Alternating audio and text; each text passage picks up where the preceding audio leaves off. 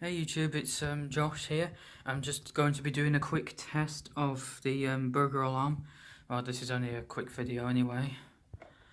So let's, yeah, the door's unlocked. Here's the panic button. I'm just going to push those two together and the alarm will sound. So, and then I'll go outside, then have a look outside and then see if it's going off, and it should be. So here we go.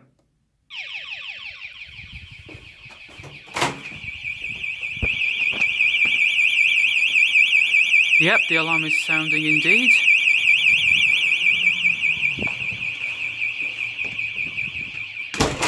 Door. Sort out the code. There we are. So I'll just put the code in and see where the F, use the store, press reset. So where the F is, that's short for the panic button. And now we've done that, can just press reset.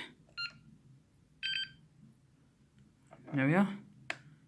And it's now back to normal. Okay, well that's the test of the panic button.